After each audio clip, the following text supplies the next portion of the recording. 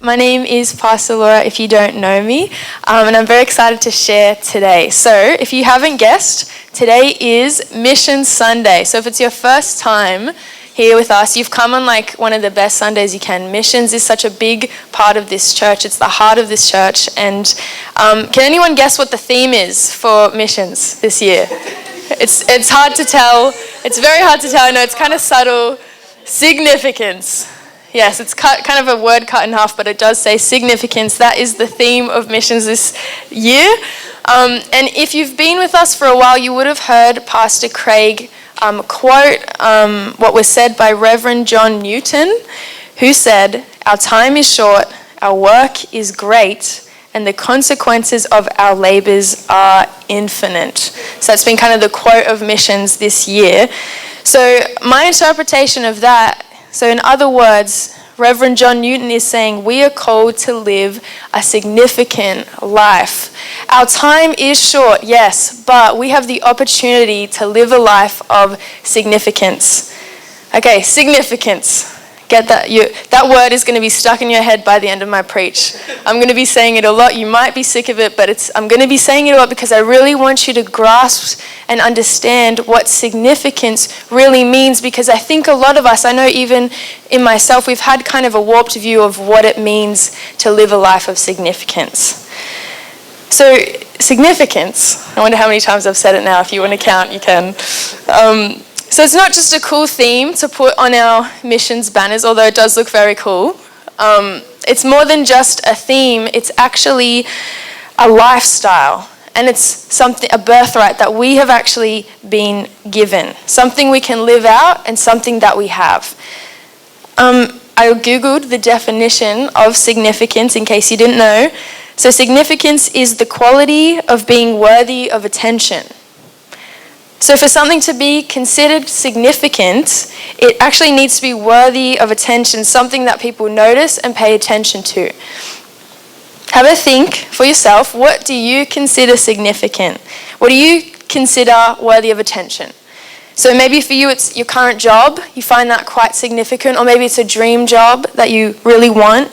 Maybe it's your family that you find significance in.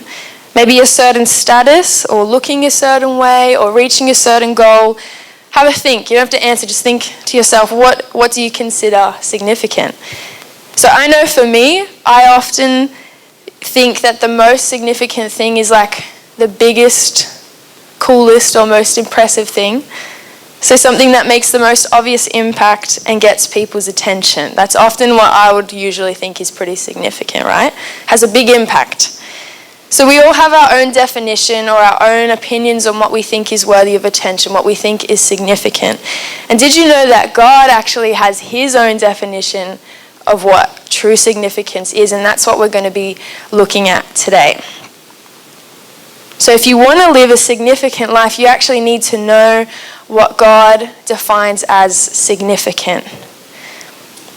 All right. So my pages are a little jumbled right now, but that's okay. There's this, I'm going to have to wing it. So there's this story in the Bible, in Mark chapter 10. Can we get up on the screen? Sorry. Thank you. Mark chapter 10, 13 to 16. So I'm going to have to read it off the board. Sorry, everyone. So it says, people were bringing little children to Jesus. They wanted him to place his hands on them to bless them, but the disciples told them to stop. When Jesus saw this, he was angry. He said to his disciples, "Let the little children come to me. Don't keep them away. God's kingdom belongs to people like them. What I'm about to tell you is true. Anyone who will not receive God's kingdom like a little child will never enter it." Then he took the children in his arms. He placed his hands on them to bless them. I really love this story. I find it really cool because So what's happening is Jesus is surrounded by lots of people. Often he had lots of crowds following behind him, wanting to talk to him, wanting to receive healing. He was very popular, and he had all these people around him, and people started bringing their small children to him because they wanted their kids to meet Jesus. They wanted Jesus to bless them. So try to get a picture in your head. There's a big crowd. Jesus is in the middle, and people are trying to bring their kids, their little children, to him. But the disciples see the kids coming, and they're like, no, keep your kids away. Like, Jesus is busy. He's got enough to deal with right now. He doesn't have time for the little children. And I love Jesus' response is like, he's so busy. Like, he's got people all around him, lots of people to attend to, yet he pays attention to what's going on for these small children. They draw his attention, and he says to his disciples, no, what are you doing? It actually says he gets angry even. And he says, no, bring the children to me, because the kingdom of heaven belongs to them. Just because the children were small, that didn't mean that Jesus didn't want to pay attention to them. The disciples, in their worldly eyes, saw the children and they thought, oh, Jesus doesn't want to talk to them. They're not important. They're too small for Jesus. But Jesus was like, no, you've got it all wrong. They're exactly the kind of people I want to talk to. Bring the children to me. And I just think that's so amazing, the way, Jesus assigned value and significance to these small children. So often I can be like the disciples, and I can assume that what is small in my eyes is also small in God's eyes. What's insignificant in my eyes is also insignificant in God's eyes. Often what the world teaches, if you want to be significant, you need to do something big. You need to be impressive. You need to get the right look. You need to get the right career, the right car. You need to be big and impressive. But that's not how God views life. That's not God's view or definition of significance.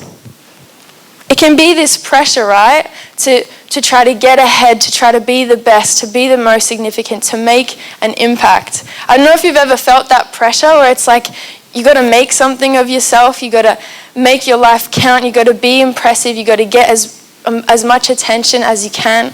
If you have social media, you'll definitely understand this, because that's so often it's like this, trying to get as many people's attention as you can online. It can be a lot of pressure, and I know for me as a young adult, I've often felt this pressure. I've looked around at the people around me and I've compared myself, and I'm like, am I at the right stage? Am I making enough impact? And, am I significant enough? And am I important? Do people think I'm important? And it can become this real pressure and this thing that we start to strive for, and this fight kind of to get ahead. I don't know if has anyone ever felt that? Maybe it's just me. But if you have social media, whatever platform you use, I'm sure you will have at least seen one post about someone's European holiday.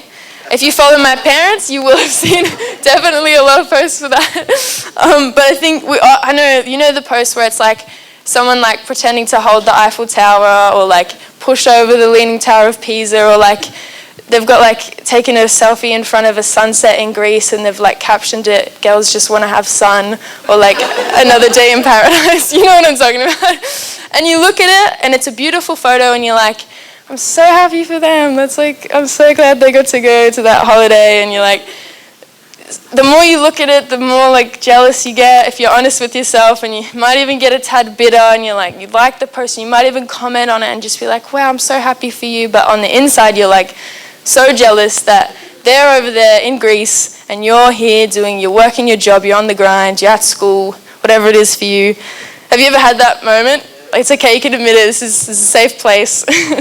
I know for me, I've definitely done that. And I remember a time in my early years of uni, it seemed like everyone my age was traveling. I don't know how they did it, but they were all traveling. They were all in Europe, doing all these fun adventures. And I'd jump online and I'd look at what they were doing, what they were posting in all those different countries with their cheesy captions. And I'd I'd think, wow, now that's significant. They're doing something significant with their life. Like, wow. And I'd compare myself and I'd look at their life and I'd think, wow, that's so significant. And then I'd look at my own life. I was full-time uni. I was working 2 part-time jobs as a waitress and a support worker. And I was like, just kind of looking at my life and thinking, wow, like I'm pretty insignificant in comparison. You know, I don't have any beautiful, I've never held the Eiffel Tower or like, you know, made one of those posts. And I just would compare myself and I just think, wow, like I feel so insignificant compared to them. And then one day I actually did get the opportunity to go on that European trip. I got to be on the other side of that European post. I went with my sister Rihanna. It was an amazing time. And, you know, it was like a dream come true. I was like, yes, I'm finally going on this trip. I'm finally doing something of significance. I'm making my life more significant. This is good. I'm finally doing something important. I can't wait to do a post and like make everyone jealous. I'm just being honest.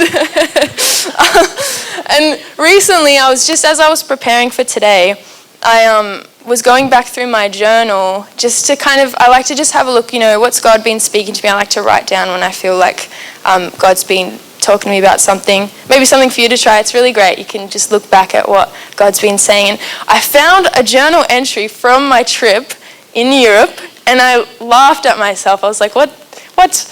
And basically what I'd been writing in that journal entry was how I was so stressed about falling behind. I was so stressed that people might have forgotten about me. I was looking at social media. I was seeing people posting, and they're all back at their jobs. They're finishing their degrees, and I'm like, oh, I'm falling behind. You know, they're so significant. You know, they're on the grind. They're working really hard, and I'm here in Europe doing nothing. And it was just like, I realized I'm on this loop of like just wishing, you know, the grass is greener on the other side of that saying. I was like stuck in that kind of mindset. Like when I was in Melbourne, I felt insignificant and I thought Europe was significant. When I was on the other side of the world, I felt insignificant and I looked back and I was like, that's significant.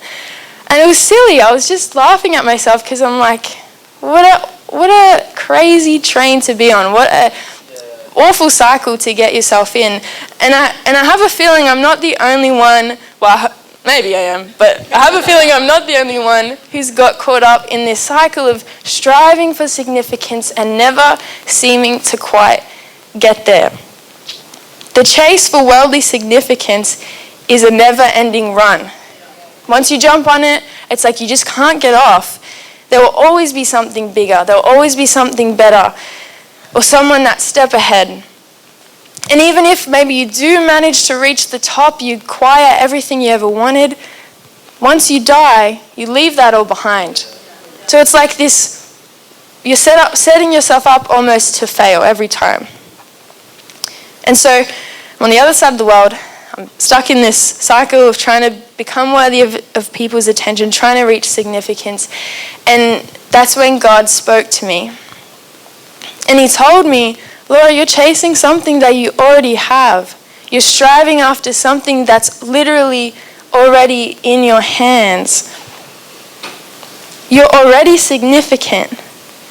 The world says you need certain things to be significant, but God says, because of Jesus, you are already significant. We don't reach significance through worldly possessions or achievements. It's Jesus who gives us that sense of significance. So if you can understand that you're already significant, that you already have Jesus' attention, you can live a life set free from the pressures of trying to be important in the world's eyes. Because it enslaves you. It's like you're trapped. But when you can understand that you already have significance because of what Jesus has done for you, that will set you free from that never-ending run of just trying to reach importance. And I'd written down, God had reminded me of a passage in the Bible where Paul is speaking. Paul was a mighty man of God. You should read about him in the New Testament. So it's in Philippians 4:12-13. You may have heard it before. And Paul says, I know what it's like not to have what I need. I also know what it's like to have more than I need. I have learned the secret of being content no matter what happens. I'm content whether I'm well fed or hungry. I'm content whether I have more than enough or not enough. This is the punchline. I can do all things by the power of Christ. He gives me strength. Amen. So often, we can find ourselves feeling dissatisfied, not content, on this endless chase for importance, never quite having enough and never quite being enough. Yet Paul talks about finding that secret to contentment. It's not really a secret because it's in the Bible now, we can read about it. So that the secret to living a significant life, Paul had recognized that he already had Jesus' attention. He didn't need to strive for the attention of the world because he already had Jesus' attention, so he could do anything through Jesus' strength. He had learnt that no matter what he did or didn't have from an earthly perspective, he had everything he needed from Jesus. He could do all things through the power of Jesus. Jesus was his strength, not people's praise or attention. Jesus' presence in his life was all he needed. That's the secret to contentment, the secret to living a life of significance. God knows that it's so easy for us to get caught up in that mad search for importance. He gets it. He knows he created humans. He understands how we can operate. He knows that it can be really easy to get swept up in that chase for significance, tirelessly searching for meaning, trying to make something of ourselves. But he wants you to know today that you are already significant in his eyes because of Jesus. You don't need to spend your life chasing after things, always feeling one step behind. You can rest in him knowing that he sees you and you can live your life, a life of significance, because he loves you and he is paying attention to you. So in the Bible, God gives us the perfect example of what it looks like to live a life of significance. So it's this passage also in Philippians chapter 2, verse 3 to 11, and it's describing Jesus. So what better example of living a life of significance than looking at a description of Jesus? So it says, "Don't do anything only to get ahead. Don't do it because you are proud. Instead, be humble. Value others more than yourselves. None of you should look out just for your own good. Each of you should also look out for the good of others. As you deal with one another, you should think and act as Jesus did." And now it goes on to describe Jesus. So it says, "In his very nature, he was God. Jesus was equal with God. But Jesus didn't take advantage of that fact. Instead, he made himself nothing. He did this by taking on the nature of a servant. He was made just like human beings. He appeared as a man. He was humble and obeyed God completely. He did this even though it led to his death. Even worse, he died on a cross. So God lifted him up to the highest place. God gave him the name that is above every other name." I love that. I love that passage. When we get caught up in that chase for significance, it's like we're believing this lie that if I can just get that next thing, that's going to make my life bigger. It's going to make my life grow. But actually, when we're doing that chase for significance, trying to get ahead, trying to be better, we get so self-focused that our world actually gets smaller. It's like we're achieving the opposite of what we're wanting. We get so caught up in our own importance that we forget about everything else and our world shrinks. But Jesus is the ultimate example of a significant life. Jesus' definition of significance is living a life of humility. It's lowering yourself so that God can lift you up. Jesus is God's son. He has all the power and deserves all the glory, yet he lived his life serving people. He didn't use it to his advantage, he used it to advantage others. Jesus lowered himself for the sake of all people, and as a result, God lifted him up and gave him glory. So significance, it's not getting that next car or like the bigger house. It's actually being willing to lower yourself Not to be down or insecure about yourself, but to live a life of humility, one that serves God and serves people. The world teaches us that we need to pursue the high places in order to find significance. We need to reach the top in order to get people's attention. But God calls us to follow Jesus into the low places. We're called to significance in God's eyes, even if that means sacrificing significance in the world's eyes. So as you humble yourself and live a life that honors God and loves people, your life will actually expand and grow, and you will be living a significant life. So it's Mission Sunday today, and we've been talking about all the different projects we're doing around the world, and we get to be a part of something so significant. I believe that missions is a part of God's definition of significance. That is God's heartbeat, is seeing people who don't know Jesus come to know Jesus, seeing people who are hurting and broken, seeing them healed. It's following Jesus to the low places, to the people who are hurting, who are broken, who are lost, and showing them Jesus' love. So I don't know if you've been giving your faith promise or not. Maybe you haven't started. It's not too late to start. Maybe you've been doing it for a while, and maybe you're feeling like, you might do the bank transfer or something, and you're like, is my giving really making an impact? It feels a little bit insignificant. My amount feels a bit insignificant. But I hope you were paying attention to the video we were just watching. That's significant. Your giving is making a big impact, and you actually get to be a part of something so much bigger than yourself. And that's just incredible.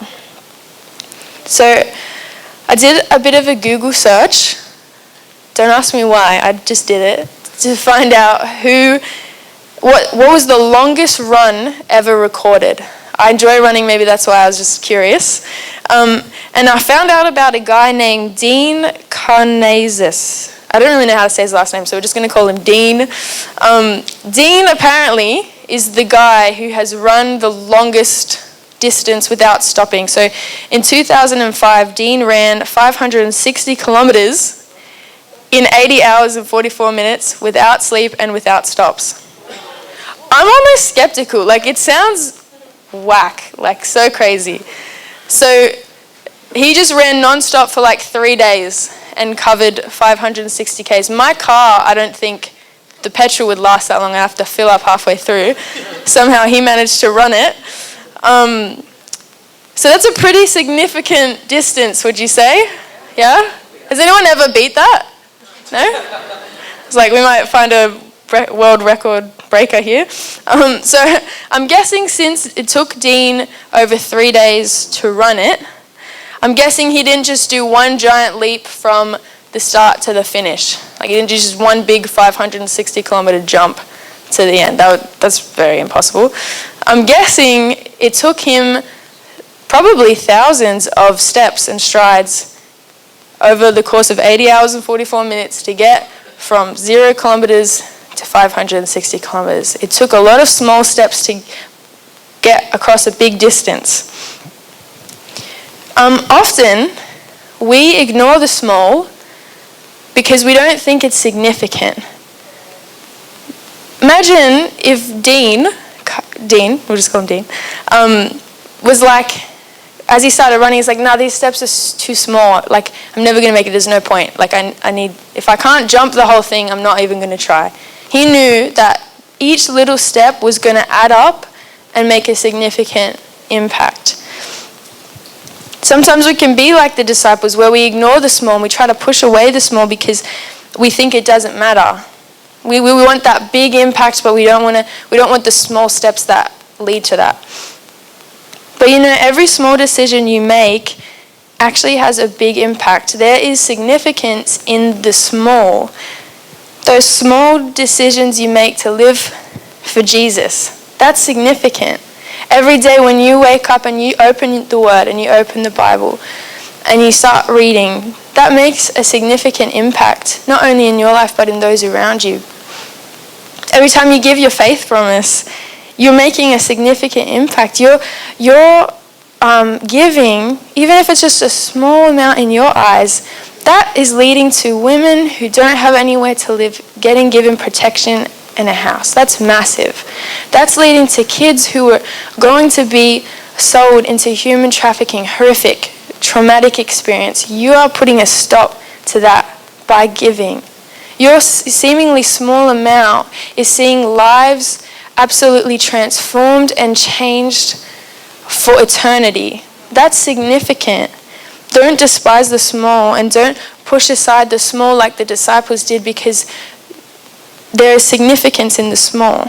Every time you pray for your friend or you show love to your colleague or your classmate, that's making a significant impact. Every time you say no to watching that thing that you know is not good for you, that is making a significant impact. There's significance in the small. It might seem insignificant to you now, but it's making an eternal impact. James 3:13-18 says, "Are you jealous? Are you concerned only about getting ahead? Then your life will be a mess. You'll be doing all kinds of evil things. But the wisdom that comes from heaven is pure."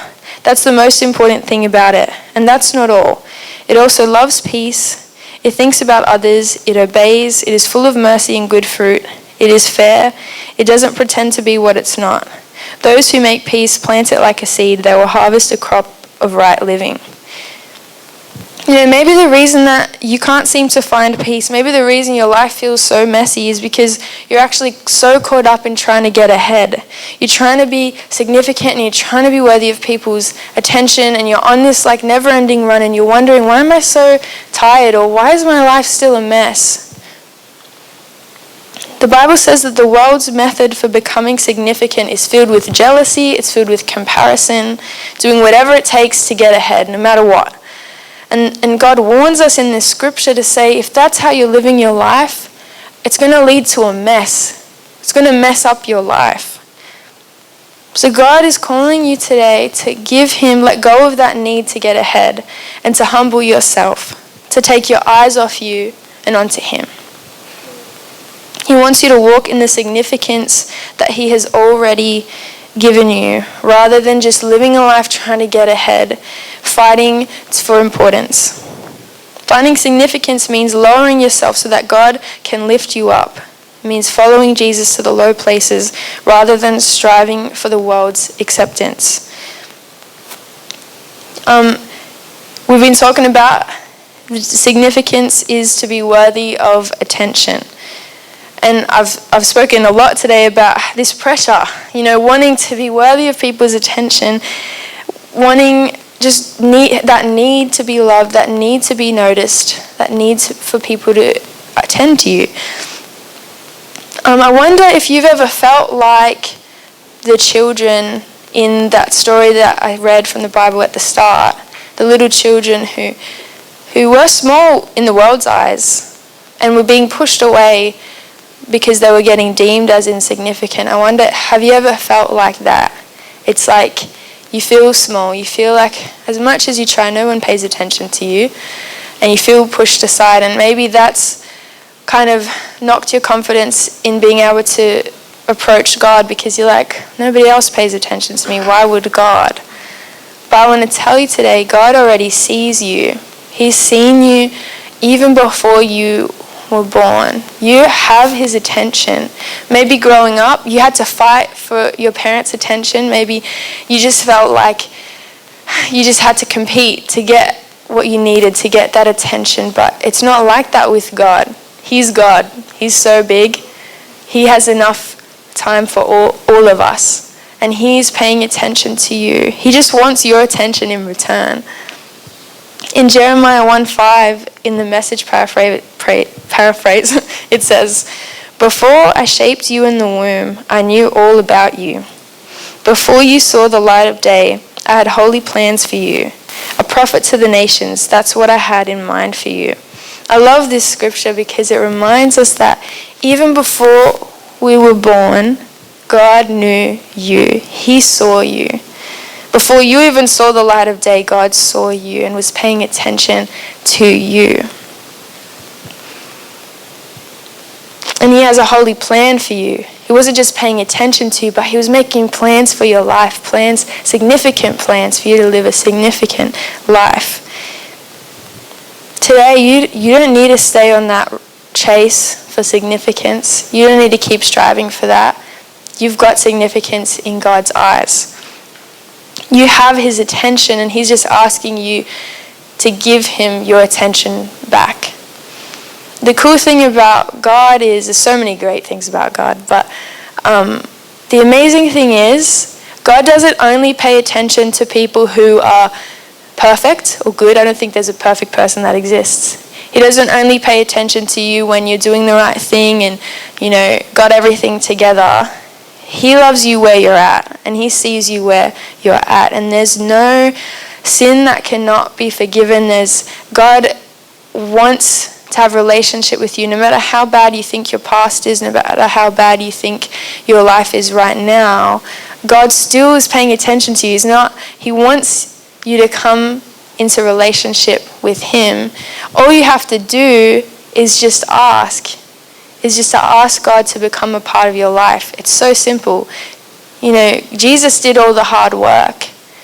He lived a perfect life for us. And then he took the sacrifice on himself. He took the punishment on himself by dying on the cross, taking on the punishment for all the things we've done wrong. And not only that, is he rose again and defeated death so that we can have direct relationship with God. We don't need to hide from him. We can come to him freely and openly, and he'll embrace us with open arms.